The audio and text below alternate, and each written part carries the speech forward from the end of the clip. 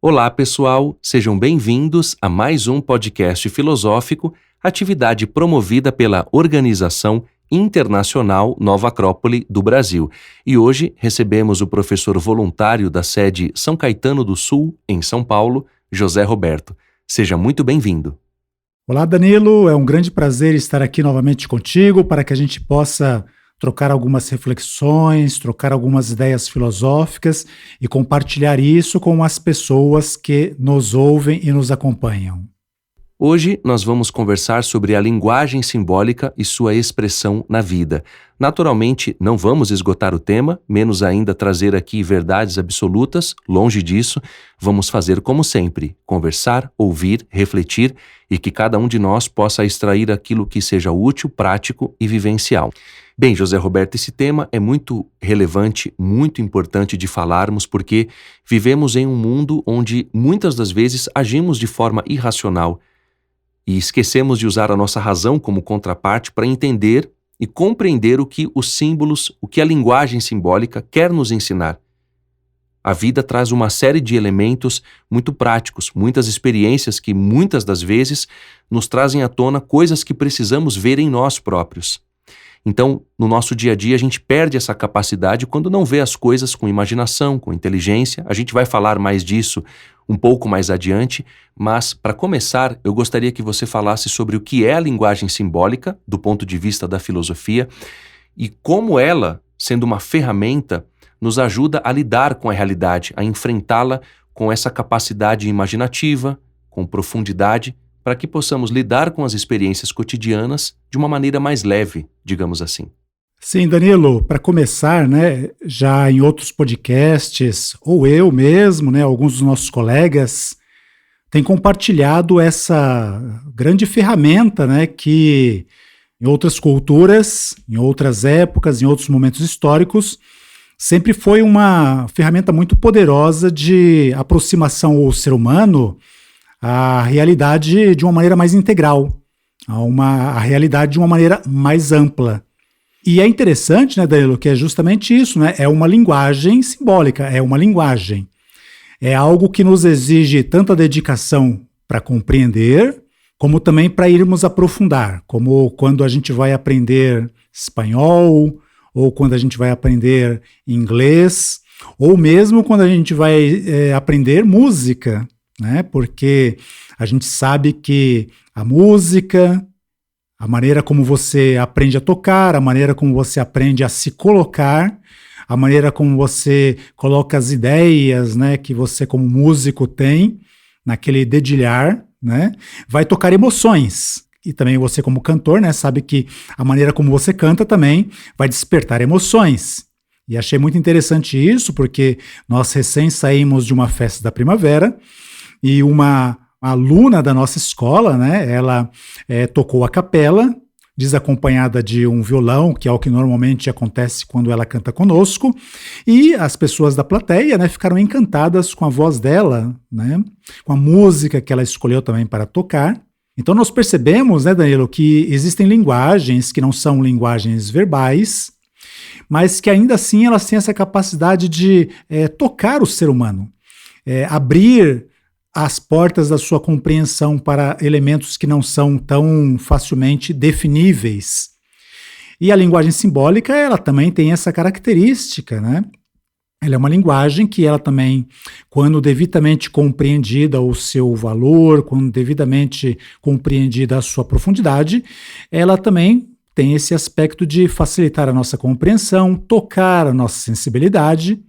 E quando o ser humano vai compreendendo de uma maneira mais ampla, quando ele vai abrindo as portas da sua emoção, quando ele vai abrindo as portas do seu sentimento, aprendendo a se abrir para se tornar mais empático, para se tornar mais amoroso, esses dois motores, o da compreensão e o do sentimento amplificado, também vão fazer parte da sua vida, também vão fazer com que o seu comportamento vá pouco a pouco se afinando de acordo com aquilo que ele vai compreendendo como é o mais necessário ir fazendo naquele momento. Então, realmente é isso, né? É uma linguagem como aprender inglês, como aprender russo, como aprender japonês. Exige uma dedicação, exige um esforço, exige ultrapassar algumas barreiras mentais, algumas barreiras racionais, algumas barreiras até físicas que nós temos, mas que também nos permite, né, abrir a nossa capacidade de compreender melhor a realidade.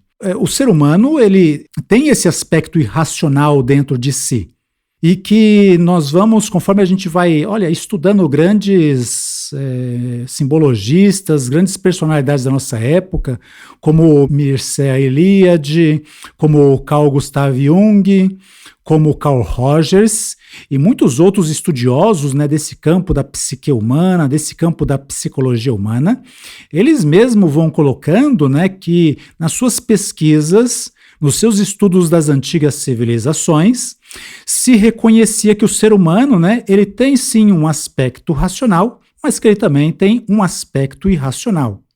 E, inclusive, nas suas pesquisas, né, que eles retratam muito bem nas suas literaturas, nas suas conferências, nos seus livros, eles colocam sem nenhum problema que para esses povos era muito natural compreender e colocar que o ser humano ele tem muito mais de elementos irracionais, de elementos que vão extrapolando a sua capacidade de compreensão racional e que dentro das suas sociedades, dentro das suas civilizações, se eles não se esforçavam para extravasar algo desse elemento irracional, esse elemento, né, ele não simplesmente desapareceria. Ele fica dentro do ser humano e vai lhe causando uma série de transtornos, vão lhe causando muitos problemas. Vai sair de qualquer maneira. Vai sair muitas vezes como agressão, vai sair muitas vezes como descompensação mental ou psicológica, vai saindo muitas vezes como violência, vai saindo muitas vezes, né, como preconceitos, racismos, sexismos, vai saindo muitas vezes, né, como uma espécie de fechamento ao novo.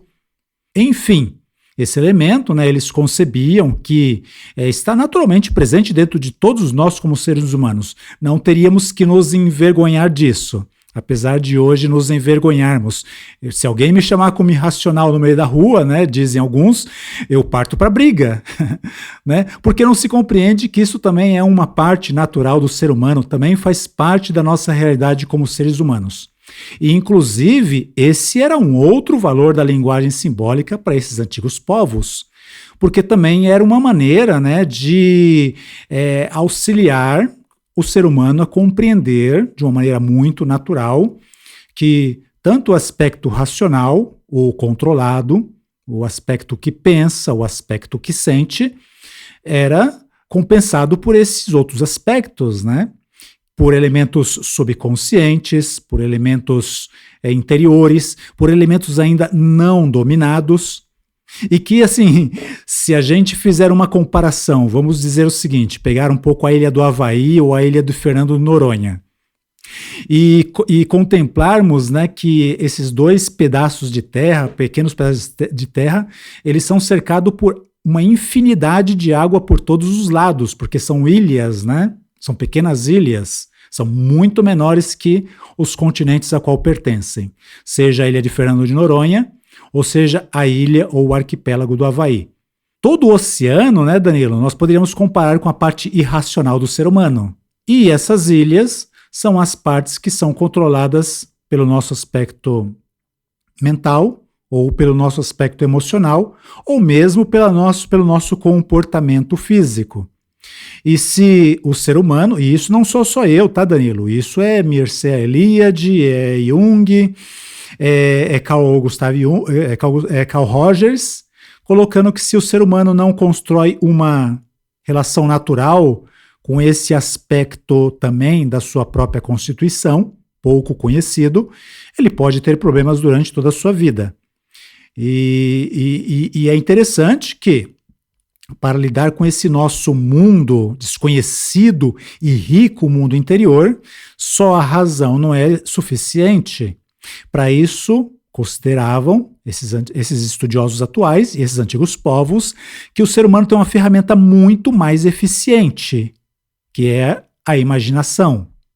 A imaginação é uma ferramenta que permite ao ser humano, através da linguagem simbólica, ir canalizando a expressão do elemento irracional. Dentro de uma, vamos dizer assim, dentro de uma possibilidade, né, que ao invés de isso ir saindo e o destruindo, e destruindo as suas relações com o meio ambiente, pelo contrário, ajuda o ser humano a ir se equilibrando. A imaginação, os símbolos, né, que subconscientemente precisam vir para fora, a imaginação, né, com a compreensão dos símbolos universais, ajuda o ser humano a ir naturalmente canalizando uma pequena parcela desse imenso oceano que é o aspecto irracional, o aspecto potencial, o aspecto instintivo, o aspecto emocional do ser humano. Mas de uma maneira, novamente, não de uma maneira destrutiva, não como uma agressão, não como destruição, mas como elementos de construção, como elementos que ajudam a equilibrar a sua psique, ajudam a equilibrar o seu aspecto duplo, né, de psique, de pensamento e também de sentimento. E é interessante, né, Danilo, que isso está, nossa, super atual, né? A gente percebe que a nossa física atual tem descoberto aí nos últimos 100 anos que, por exemplo, a nossa realidade ela não é somente aquilo que o ser humano vê. Quando os físicos atuais, né, eles estudam as partículas, já se sabe que as partículas elas não são só partículas. Existem momentos, né, em que elas se comportam como partículas e existem momentos em que elas se comportam como ondas. Então a gente percebe que no campo super avançado da física e da mecânica quântica se considera que alguns elementos estudados pelo ser humano, né, ao mesmo tempo elas são onda e são partícula. Depende muito da situação em que estão participando. Assim também com relação ao aspecto filosófico. O ser humano ele tem esses dois aspectos, o aspecto racional, o aspecto consciente, mas também tem aspectos que são irracionais e subconscientes e interiores. E que esses aspectos, né, eles podem ser perfeitamente coordenados. Outra ciência muito moderna que trabalha essas questões é a física do caos, que concebe que ao mesmo tempo a natureza ela é ordem e ao mesmo tempo a natureza ela é desordem, né? Não desordem no sentido de bagunça, mas de um comportamento que às vezes pelas equações matemáticas e lineares não podem ser explicadas. Como por exemplo, né, esse exemplo é muito clássico quando se fala sobre isso, quando por exemplo está havendo uma ventania muito forte e as copas das árvores, né, elas começam a balançar assim de uma maneira muito imprevisível, né? Não dá para prever a todo momento onde aquela folha vai estar ou não vai estar. E ainda assim, né, é um belo espetáculo, é um pouco assustador, com certeza, mas ainda assim tem a sua própria beleza. E ainda assim, né, o som do vento é assustador, mas o som do vento e a árvore produz um som que é muito musical, às vezes é muito assustador, às vezes é muito calmante. Então a gente percebe, né, Danilo, que é uma nova visão da realidade, até do mundo físico, concreto e material em que nós vivemos, né? Do ponto de vista da ciência, né? Então o mundo subatômico tem essa dualidade. No nosso mundo de coisas visíveis também, ordem e desordem, ou ordem e superordem convivem harmoniosamente. E do ponto de vista da psicologia humana, da psique humana, cada vez se começa a compreender melhor, pelo menos nos meios mais acadêmicos, que também o ser humano ele é parte racional, a menor parte, e cercado por toda uma ilha de elementos irracionais. E que esses elementos devem se expressar, eles devem ser colocados para fora para que o ser humano não tenha uma vida de desequilíbrios. Agora temos um outro ponto que, sem dúvidas, é relevante dentro desse tema. A gente muitas das vezes pensa naquilo que é racional, que é mensurável, ou naquilo que a gente desconhece, que é um pouco irracional, o instintivo, o emotivo, o subconsciente, ou seja, há uma série de nomenclaturas. Porém, você trouxe um ponto muito importante que tem a ver com isso que eu estava falando há pouco, que é o mundo interior. Como entender esse mundo interior? O que seria isso? É algo que nós falamos muito, por exemplo, diante da filosofia hindu tradicional, quando estudamos Sri Ram, por exemplo, o grande sábio hindu, ex-diretor da Sociedade Teosófica, que foi discípulo de Blavatsky, que também foi uma outra grande filósofa, uma grande esoterista, um grande ser humano, assim como tantos outros que trouxeram uma filosofia oriental profunda que vai desembocar no Ocidente e trazer outras reflexões, outros desdobramentos, também muito relevantes, muito importantes para o mundo moderno, embora nós talvez não demos o devido valor a isso tudo. O fato é que eu gostaria que você falasse um pouco desse mundo interior.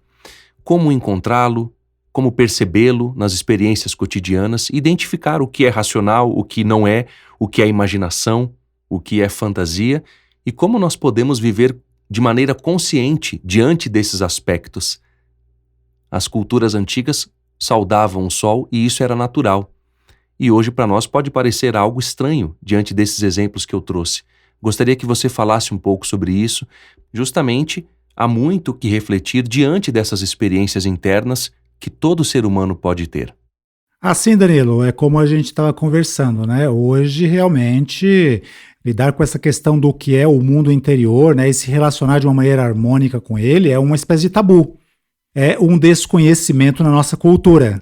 E já é um desconhecimento, não é só da nossa atual forma de civilização, né? Digamos que desde a queda da civilização clássica, desde a queda do mundo greco-romano, com o advento da Idade Média, né, e até mesmo com o advento do Renascimento, esse aspecto, o aspecto interior do ser humano foi pouco a pouco sendo abandonado, foi pouco a pouco sendo substituído por uma cultura mais material, por uma cultura mais mensurável, né? Nós somos a civilização que gosta de medir tudo. E com isso de medir, nós achamos que já temos um conhecimento suficiente das coisas. Esses antigos povos, não, eles consideravam que medir é apenas uma capacidade de avaliar a coisa no seu aspecto mais superficial. Quando se vai olhar para o mundo interior do ser humano, bom, existem muitas coisas dentro de nós. Se a gente só olhar para nós fisicamente, né, nós vamos perceber que existe o nosso cérebro dentro do nosso crânio, o coração e os pulmões dentro do nosso peito, e abaixo dessa região, né, está toda digamos assim, o fígado, os intestinos, os rins, os órgãos reprodutores, os órgãos excretores. Coisas que eu quero conhecer mais, como o cérebro e o coração, mas por que conhecer mais esses aspectos mais inferiores do nosso corpo físico? E sabemos que para ter uma atitude equilibrada, né, para que o nosso corpo seja equilibrado, temos que cuidar bem do nosso cérebro, temos que cuidar bem do nosso coração, do nosso pulmão, e também cuidar bem do nosso intestino, cuidar bem do nosso rim, cuidar bem dos nossos órgãos reprodutivos. Em termos de cuidado, o nosso corpo ele precisa de uma coisa e da outra. Ele precisa daquilo que é superior, que é nobre no nosso corpo, mas ele também precisa daquilo que é inferior, digamos assim, né? A mesma coisa com relação a esse conhecimento do nosso mundo interior, né, Danilo? Conhecer o nosso mundo interior naquilo que tem de mais positivo, mas também conhecer outras riquezas, né, outras faunas, outras floras, outros países dentro de nós mesmos. E nós somos muito ricos interiormente, né, Danilo? Temos a nossa mente racional? Sim, temos a nossa mente racional. Nos ajuda a medirmos as coisas, nos ajuda a calcularmos o preço das coisas. Temos o nosso aspecto emocional, né? Nos ajuda a termos relações boas relações com a nossa família, com os nossos amigos, com as pessoas que nos cercam. Mas nós também temos o elemento instintivo, precisa ser conhecido. Temos os nossos elementos inconscientes, temos os nossos elementos subconscientes, temos que saber que esses reinos existem e que muitas das complicações da nossa vida que nós não sabemos nem de onde vem, têm origem justamente nesses aspectos pouco explorados, pouco conversados e pouco estudados na nossa vida cotidiana. E é interessante, né, Danilo, como diz o nosso fundador, o professor Jorge Ângelo Livraga, não é começar a escavar para viver do lixo, mas é saber que essas coisas existem, né? E que elas também precisam se expressar. E a maneira como esses antigos povos, né, eles utilizavam para se expressar disso, não era através de, por exemplo, bom, eu tenho o meu aspecto irracional, como é que eu vou trabalhar isso? Eu vou trabalhar racionalmente, vou escrever um tratado, né, sobre os elementos instintivos que me impedem a vida. Não. Eles colocavam isso para fora de uma maneira muito simbólica, através das danças rituais, através das celebrações rituais, como você mesmo mencionou, né? A questão de receber o sol da primavera, que do ponto de vista da praticidade cotidiana do ser humano apressado de hoje não tem valor nenhum, mas que para esses povos tinha um valor. Havia que se escapar um pouco da racionalidade do cotidiano e deixar o irracional sair, na contemplação do sol, na contemplação das estações, participando das danças cerimoniais, dos festivais nacionais, saindo da terra onde se morava, né, para ir até a distante Atenas para participar das Olimpíadas. Enfim, né, Danilo, todos esses povos tinham uma maneira de ir lidando com esses elementos interiores, né? De certa maneira, até mesmo testando as suas forças, lidando com os seus maus humores, né? Nossa, tenho que sair da minha terra e ir até a cidade de Atenas, mas tudo bem, eu não faço isso só por mim, faço isso pela minha família, faço isso para acompanhar os meus amigos, faço isso para prestigiar os nossos atletas, faço isso porque vai ter uma celebração ou uma cerimônia em benefício de Apolo, ou de Zeus, ou de alguma outra divindade, né? Por mais que isso para nós hoje não faça sentido, né, Danilo? Na cultura deles, dentro da alienação deles, fazia um perfeito sentido. O que era isso? Era deixar também o aspecto irracional, o aspecto sobrenatural, o aspecto mágico, o aspecto místico vir afora de uma maneira natural. Para que o indivíduo, né, ele tivesse um ano de estabilidade, um ano de sentido para a sua vida, um ano não sendo atormentado pelos seus pesadelos, pelos seus fantasmas, pelas suas inquietações. Eu já fiz a minha parte como ser humano.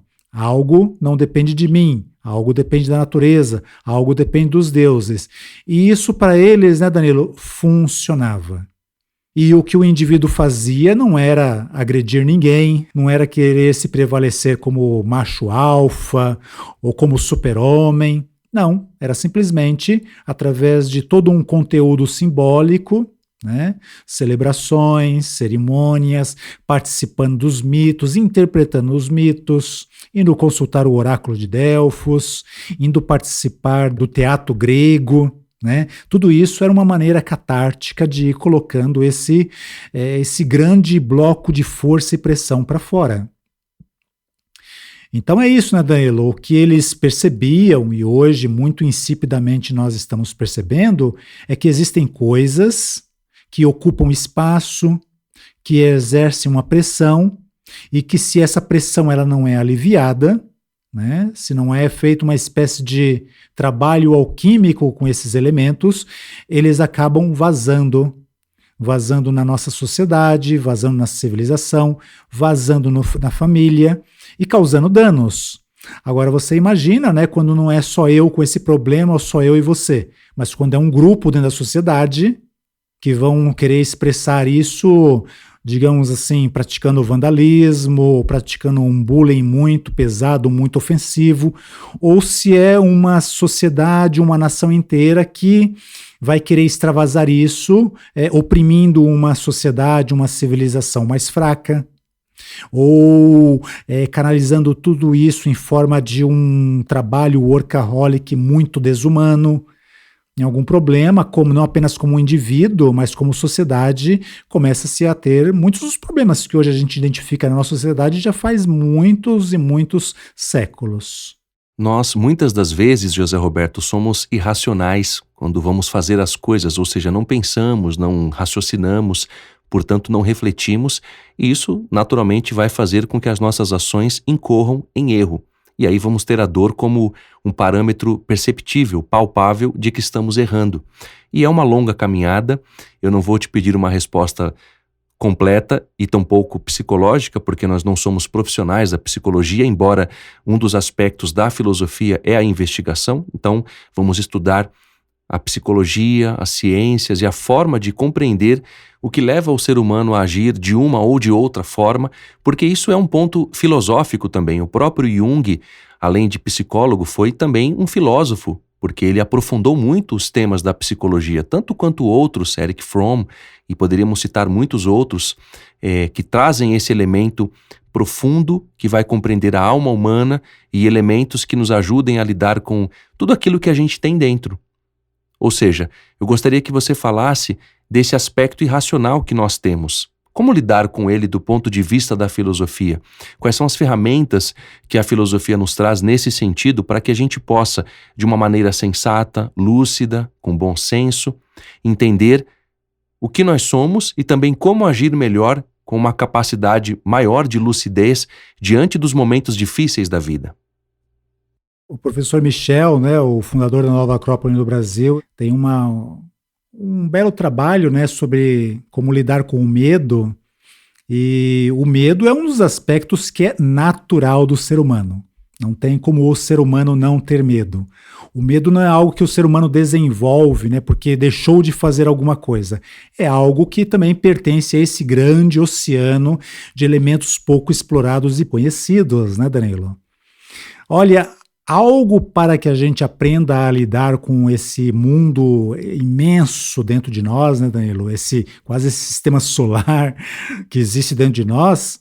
Nós vemos isso muito nas tradições desses antigos povos. Como para nós hoje, né, Danilo, a tecnologia é algo que a gente encontra de norte a sul, em todos os cantos do planeta. Essas antigas culturas, né, nós vamos encontrar as mitologias, né, em praticamente todos os povos do mundo. As histórias a respeito dos deuses, a história a respeito das heroínas, dos heróis, que era uma forma, né, não de atacar o medo, mas de incentivar o exercício da coragem. Elogiava-se os heróis pela sua inteligência, né, pela sua imaginação e criatividade, capacidade de lidar com as problemáticas que iam aparecendo nas suas frentes, né, monstros. E repara alguma coisa super interessante, né, Danilo? A mitologia lida com o elemento irracional, lida com o elemento para-racional, lida com o elemento mágico. Mas em nenhuma dessas culturas, né, Danilo, nós vamos ver o jovem, o menino ou a menina, ou o homem ou a mulher adulta, né, sair ao mundo caçando dragões para matar. Né? Porque eles entendiam que estavam lidando com realidades psicológicas, com realidades interiores, com aspectos interiores do ser humano. É muito interessante isso, né, Danilo? Olha, quer a gente estude as culturas americanas ou as culturas europeias, né, celtas, dos antigos povos bárbaros que cercavam a sociedade romana, ou a própria sociedade romana, ou os povos africanos, né, ou então os povos orientais. A mitologia para eles era algo tão natural como hoje é a nossa tecnologia. E ainda assim, em nenhum desses povos a gente vê as pessoas enlouquecendo e caçando hidras pelo mundo. É interessante, né, Danilo, que era simplesmente uma maneira deles lidarem com esse aspecto, com esse mundo interior rico, imenso e com pouca capacidade que nós temos de explorá-los, para que essas coisas saíssem de uma maneira orgânica. Para isso serviam as mitologias, os símbolos, seja a cruz ocidental, ou seja a cruz celta, ou seja as cruzes orientais, né? Eram canais devidos para que esses elementos eles pudessem também se extravasar, também ser colocado para fora. Não de uma maneira controlada, né, racional, técnica, mas de uma maneira natural. É a maneira, né, Daniel, nós que somos um povo de lidar com a ecologia, era uma maneira de lidar ecologicamente com o nosso lixo interior, né, com as coisas que se ficam dentro causam problemas. Né, causam problemas psicológicos, causam problemas mentais, causam estresses, e se saem de qualquer maneira, causam violências, causa dificuldade de convivência, causa indiferença, né, causa conflitos. Então nem pode ficar fora de qualquer maneira e nem pode sair de qualquer maneira, mas tem que se expressar. E através dos seus ritos, através dos seus símbolos, através das suas mitologias, através dos seus mitos, ou seja, através, né, de toda uma estrutura simbólica, colocavam isso para fora. Né? E pelo contrário, não ficavam mais loucos, ficavam mais sãos, iam lidando com os seus medos, iam lidando com os seus problemas sociais, iam lidando com os seus problemas de educação. E é interessante, né, Danilo? Não eram perfeitos, com certeza. Como nós também não somos perfeitos.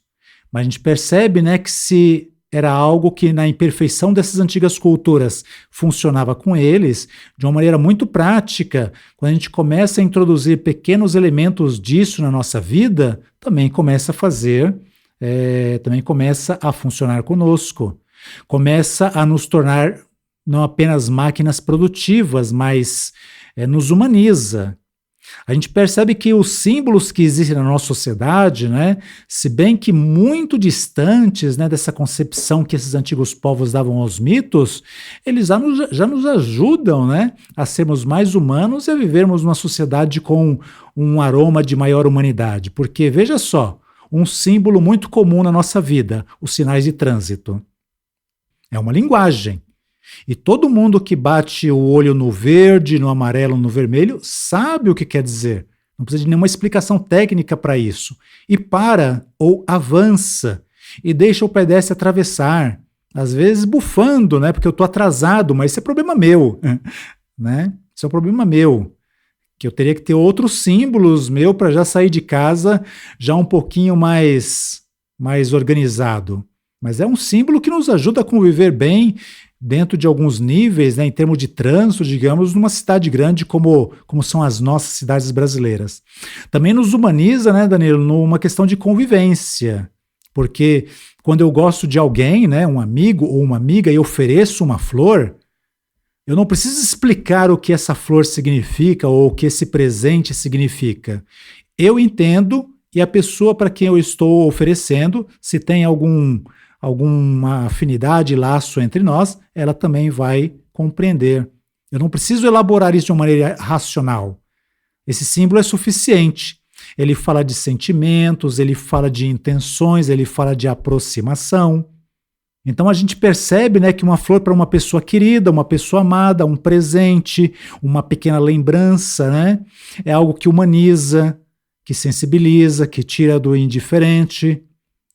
E veja, né, Danilo, como isso é muito interessante, né, como é muito subjetivo mesmo. Porque a pessoa que recebe essa flor, ela coloca num vaso em cima da sua mesa, né? E aquilo, sempre que ela olha para aquela flor, ela se lembra de mim ou se lembra de você, né, que deu a flor para ela. Uma pessoa que está visitando a casa dessa pessoa, né? Ela vai olhar assim, que bonito que fica aquela flor naquele vaso.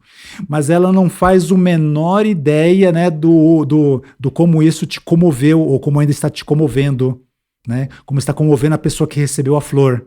Né? Porque para ela tem todo um significado, tem toda uma riqueza, tem toda uma luz interior. Para outra pessoa, não. Ela também está certa, né?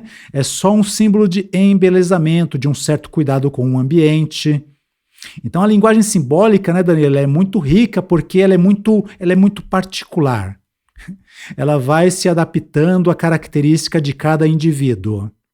E quanto mais conhecimento, né, ou quanto mais esforço essa pessoa tem para compreender o valor dos símbolos, da linguagem simbólica, e o quanto isso é importante para ela como ser humano e para todo ser humano de uma maneira geral, cada vez maiores símbolos, né, vão tendo uma importância, vão tendo assim uma participação no seu aspecto subjetivo mesmo, tá? No seu aspecto emocional, no seu aspecto mental. ela vai olhar, né, para o mundo e falar assim: nossa, eu percebo o valor de um pôr do sol. Sei o que o pôr do sol significa para mim. O pôr do sol, a natureza, para mim é um símbolo, quer dizer alguma coisa. Conversa comigo, me recebe todo dia, me enriquece. Então é isso, né, Danilo? E há muitos símbolos nossos, né, nossos individuais, que se aproximam de símbolos universais. Eu, quando sonho com uma árvore, né? E você, quando sonha com essa ou outra árvore, para mim tem um significado ou não, e para você também. O seu sonho com a sua árvore tem o seu significado ou não. E é interessante, né, Danilo, que as antigas culturas, através dos seus sábios, sacerdotes, reis, os seus mestres, né? Muitas culturas têm árvores como símbolos riquíssimos. Símbolos que denotam a ligação entre céu e terra, símbolos de árvores invertidas, né, em que as raízes estão no céu e os ramos estão na terra, né? E é interessante que cada ser humano, né, pode sonhar com árvores. Se tem um determinado conhecimento, um determinado interesse, né, pesquisa e reconhece que a árvore está presente nos grandes símbolos de todas as grandes civilizações, com as suas determinadas características. E pode utilizar muitas vezes essas referências universais para também compreender um pouquinho o significado dos seus sonhos, os nossos sonhos, né, Danilo, que também fazem parte desse nosso rico e totalmente e muito desconhecido mundo interior. Os símbolos, eles vão nos aproximando dessa capacidade de humanização, mas também nos aproximando dos elementos mais sagrados, né? Que nem para esses antigos povos, a bandeira de um país significava uma questão de pertencimento. Sabiam que o seu país às vezes estava desorganizado, mas não era pela desorganização, era justamente pelo símbolo da bandeira, né? Eu pertenço a essa terra. Ela está desorganizada, sim, mas também depende de mim, dos meus conterrâneos e da minha capacidade de mobilização e de construção para tornar a vida da minha sociedade, da minha cidade um pouco melhor. Também a questão da cruz, né, Danilo, que a gente vai perceber não apenas nos países de influência cristã, mas no Antigo Egito, entre os antigos celtas, a cruz suástica dos antigos povos orientais, né? Então são símbolos também, Danilo, que para esses povos tinham como uma função, né, levar a imaginação até uma possibilidade de canalização desse nosso rico mundo interior. E muitos outros símbolos, né, Danilo? O trono não é simplesmente uma cadeira, né? Ele tem um símbolo muito específico associado a essa questão. E muitos outros símbolos também, né, Danilo? Há uma diferença quando eu acendo um fogo para fazer um churrasco e numa determinada condição, né, se acende um fogo com uma intenção sacra, uma intenção sagrada. Esse fogo do churrasco é o fogo do cotidiano, do racional, da conversa com os amigos. O fogo sagrado não. O fogo sagrado, né, tem o mesmo valor da cruz, o mesmo valor do trono, o mesmo valor das armas mágicas, o mesmo valor da bandeira, né? É também um elemento de conexão do ser humano também com algo que está dentro dele e que ele pouco consegue acessar de uma maneira racional, que a gente pode chamar de parte do elemento irracional, ou que a gente também pode chamar de parte do elemento sagrado. Então não é irracional, né, Danilo, porque é contrário à razão. É irracional porque é um dos aspectos naturais do ser humano. Tem uma outra questão importante também, José Roberto, sobre quando há a queda dessa linguagem simbólica, uma falta de compreensão do que isso significa, do que isso simboliza na prática. Por exemplo, para uma criança, o seu exemplo de herói e heroína são seus pais, a sua mãe, que amamenta, que cuida, que dá carinho, que dá amor, que faz muitas coisas, assim como um pai, para educá-lo e oferecer o melhor, enquanto há exemplos morais. Os heróis e as heroínas sempre foram a referência, o ponto mais alto, mais elevado dessa linguagem simbólica, como modelo de ação, ética, de coragem, de valor. E assim como a gente tem os símbolos que você bem lembrou, dos faróis, das vagas de estacionamento, onde pode e onde não pode parar, em um ponto de ônibus que identificam aqueles que vão para um local ou para o outro com as suas cores, tudo isso identificam coisas e elementos que a gente na sociedade, de um modo geral, entende. E quando esses símbolos mais profundos do que um farol, por exemplo, decaem em uma sociedade, isso faz com que a gente perca a referência de onde nós devemos ir e como devemos chegar, porque o arquétipo do herói e da heroína são referências muito específicas, são faróis luminosos de coragem, de amor, de astúcia, de inteligência, de uma entrega que todo ser humano pode se mirar. Isso é muito interessante porque gera um problema social quando isso é esquecido. Eu gostaria que você falasse desse processo, José Roberto, dessa linguagem simbólica que nos ajuda, através dos mitos, a nos recobrarmos enquanto pequenos heróis e heroínas dentro da nossa experiência humana. Assim, Danilo, não vou nem me repetir muito, né, porque é muito a ênfase das ideias que a gente tem trocado até agora. Platão mesmo dizia que o ser humano, né, ele é conformado tanto do um como do outro, né? E está super, apesar de ser uma afirmação filosófica, está super antenado com o que hoje dizem os nossos cientistas, né? O nosso universo no mundo atômico é feito de partículas que se movem às vezes sem muita previsibilidade. Mas a gente percebe que se a gente sai, né, se a gente avança a nossa perspectiva e volta para o nosso mundo de coisas materiais e concretas, as coisas são estáveis, né? Eu estou aqui apoiado numa mesa e eu tenho certeza que as coisas que estão em cima da mesa estão perfeitamente seguras. Então, numa dimensão, a dimensão atômica, as partículas se comportam de uma maneira. Passou para uma outra dimensão, que é a dimensão das coisas concretas, a gente percebe a estabilidade, porque a união de todas elas, né, causa essa estabilidade ou ilusão de estabilidade. E dentro de nós a mesma coisa, né, Danilo? Esse mundo irracional dentro de nós, muito amplo, composto desde aqueles elementos, né, que a gente está trabalhando para eliminar, como os instintos, os nossos apegos, os nossos ciúmes, os nossos desejos muito grosseiros. E também, nesse mundo de coisas pouco conhecidas, né, de racionalidades, também está a semente das nossas esperanças, a nossa capacidade de sonhar.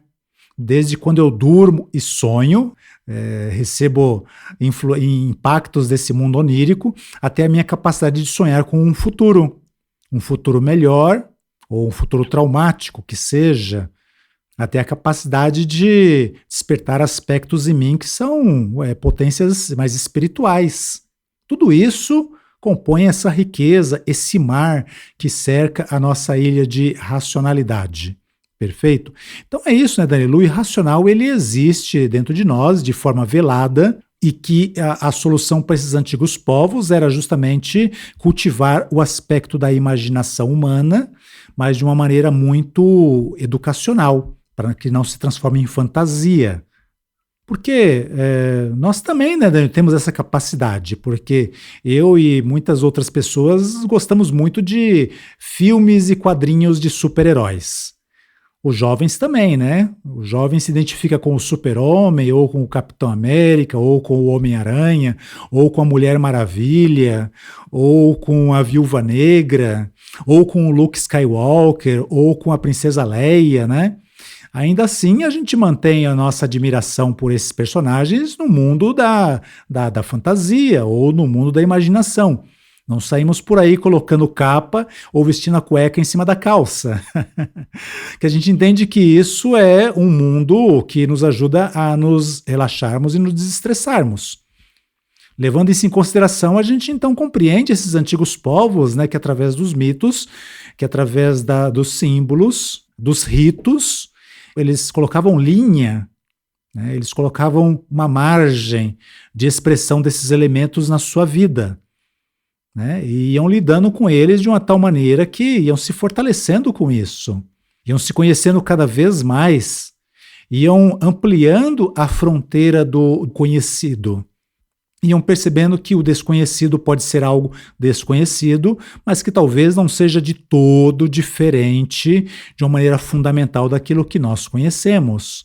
Ou isso, né, Danilo, ou como você disse, né, quando faltam esses mitos, quando faltam esses heróis, quando faltam essas referências, é o espetáculo que nós vemos já há um bom tempo na nossa civilização.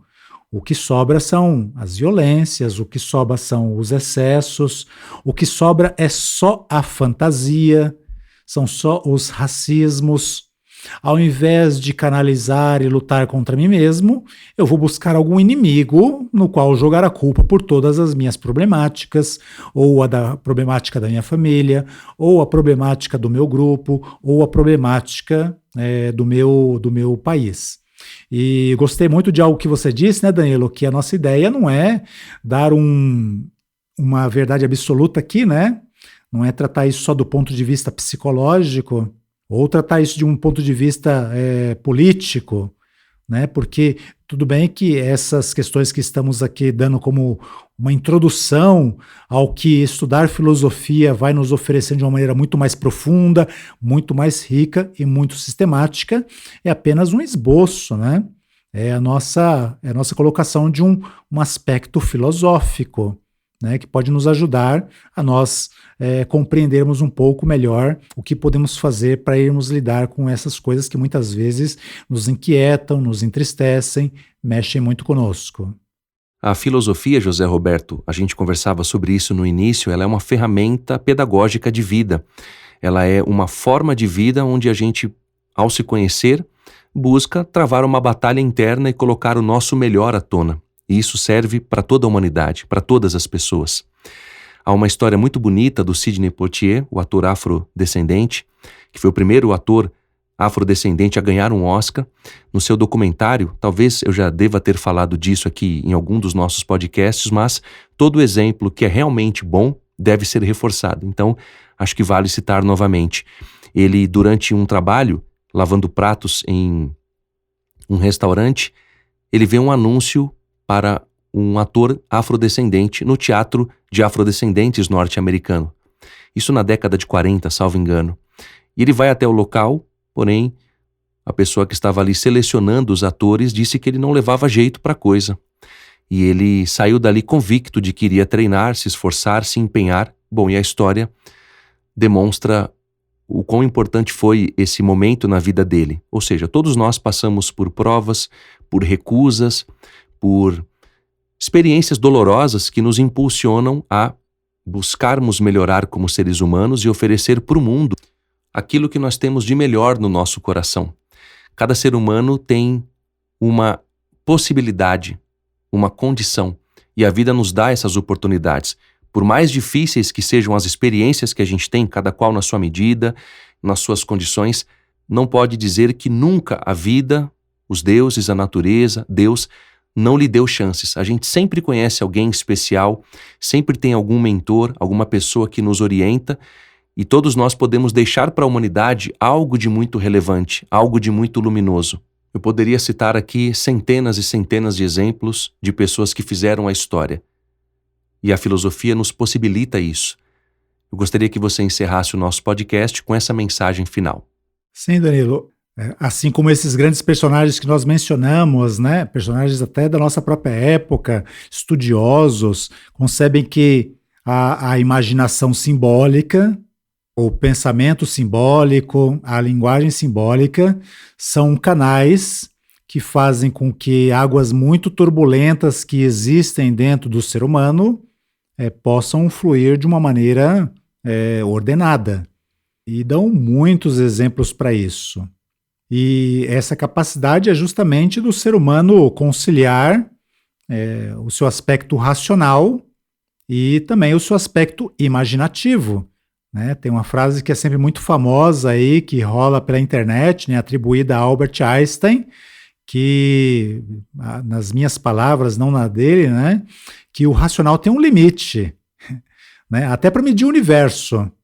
Se a gente for pensar no limite do universo, né, a gente fica louco, porque a nossa parte racional não consegue facilmente abarcar o infinito.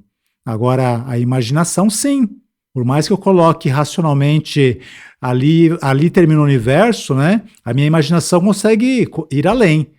Ela vai muito além do muro e concebe assim conceber o infinito.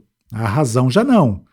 A nossa razão ela tem os seus próprios limites, né? Porque a natureza, ela nos foi dada pela natureza para um determinado fim, né? E servir de base para o nosso pequeno eu, para que a partir daí o ser humano ele possa conquistar uma identidade mais fundamental, outros aspectos da sua identidade interior, saber cada vez melhor quem ele é.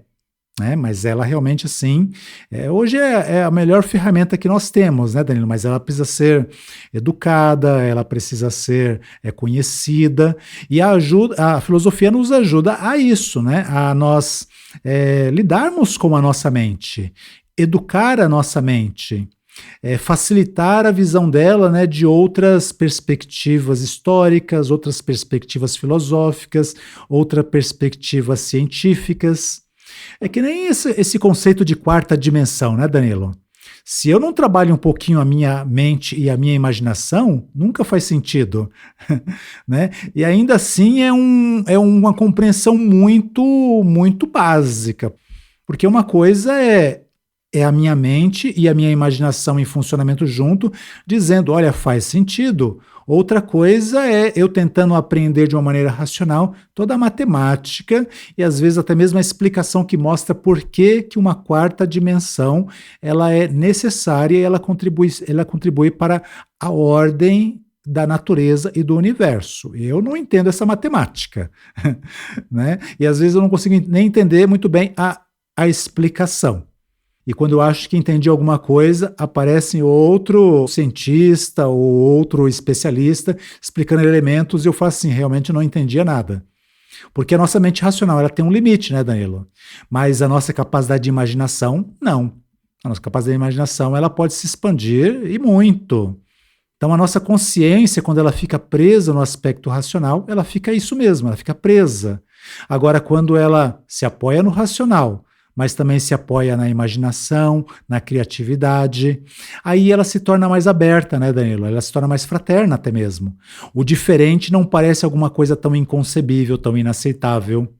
As contradições também. As contradições, as mudanças são aceitas como parte da natureza imprevisível da vida e não precisam me pegar totalmente desprevenidos, não me pegam de uma maneira totalmente preparado, mas também não me pegam de uma maneira totalmente desprevenidos. Então a filosofia nos ajuda a isso, né, Danilo? Ela nos ajuda a trabalhar com o nosso aspecto mental, com a parte direita do nosso cérebro e também a parte esquerda. Nos ajuda a trabalharmos com a nossa cabeça, com o nosso coração e com as nossas mãos.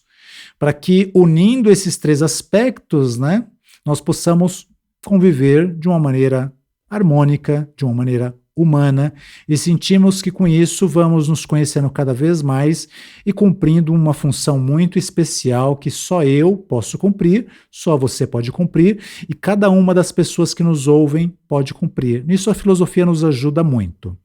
Assim, terminamos a nossa conversa de hoje, novamente agradecendo a presença do professor voluntário José Roberto e, claro, desejo que seja sempre muito bem-vindo aqui no podcast da Nova Acrópole.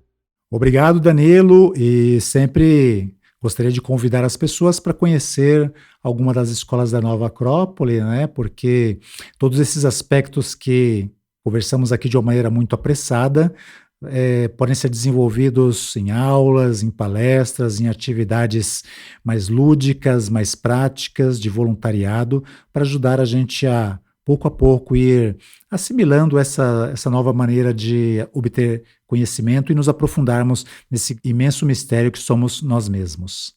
Para aqueles que queiram nos contatar, basta acessar nova-acropole.org.br/podcast. E aos que tenham interesse de saber mais sobre o nosso curso de Filosofia para Viver, basta buscar a sede mais próxima a você através de nosso site nova-acropole.org.br. Até a próxima!